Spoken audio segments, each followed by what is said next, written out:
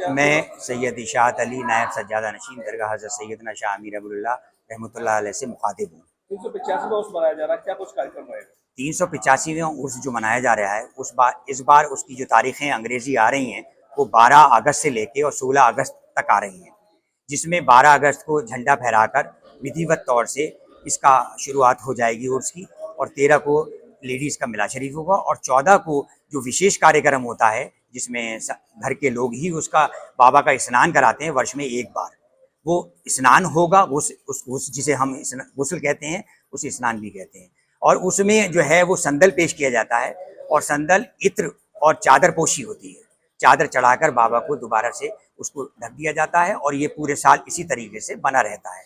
इसके बाद महफिल समा होगा, और समा के बाद 15 अगस्त को हमारे पास एक स्कूल है जिसमें हमारा झंडारोहण होता है 15 अगस्त 26 जनवरी को, जो 15 अगस्त को पड़ रहा है इस बार भी होगा। और उसके बाद दरगाह शरीफ में जो है मस्जिद के अंदर हमारा जो कुल की महफिल है बाबा की, जिसे कुरान का पाठ पढ़ा जाएगा, और कुरान का पाठ पढ़ के और उसमें गुलाब का छींटा जो है डाला जाएगा लोगों पर। इस छींटे के लिए लोग पूरे साल इंतज़ार करते हैं, उनको लगता है कि एक छींटा उनकी मनोकामना को पूरी कर सकता है, और बाबा में दुआएं मांगी जाती हैं। इसमें सर्वधर्म सभी तरह के लोग इसमें शामिल होते हैं। ऐसा कुछ नहीं है कि हमारे किसी एक विशेष धर्म के लोग शामिल हों। बृहस्पति में भी सभी तरह के लोग आते हैं, सादे दिनों में भी लोग आते हैं, सभी धर्म के लोग आते हैं, और सभी धर्मों को बहुत ही अच्छी तरीके से लोग यहाँ पर अपनी मान्यता को पाते हैं, और उनको ऐसा विश्वास है। इसके बाद जो है 15 अगस्त को महफिल समा होगा, और समा के बाद फिर ये करीब करीब उर्स का समापन हो जाता है।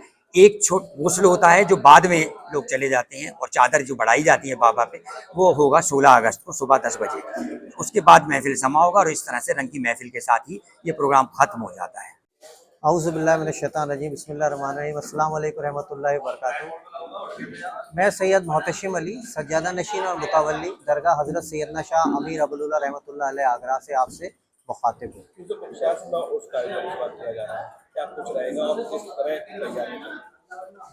हज़रत सैयदना शाह अमीर अब्दुल्लाह रहमतुल्लाह अलैह जो सरताज आगरा के नाम से भी जाने जाते हैं, उनका 385वां उर्स पर हर्षो उल्लास के साथ मनाया जाने वाला है।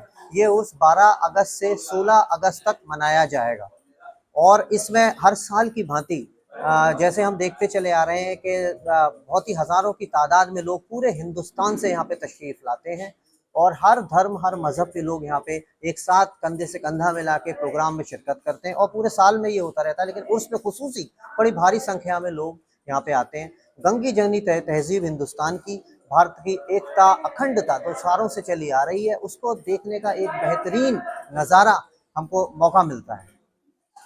दरगाह हज़रत सैयदना शाह अमीर अब्दुल्लाह के बारे में थोड़ी सी एक दो चीज़ आपको और बताते चलूँ। बहुत कम लोगों को मालूम होगा कि हज़रत सैयदना शाह अमीर अब्दुल्लाह रहमतुल्लाह अलैह अपने ज़माने में जहांगीर की फ़ौज में वर्धमान के गवर्नर थे।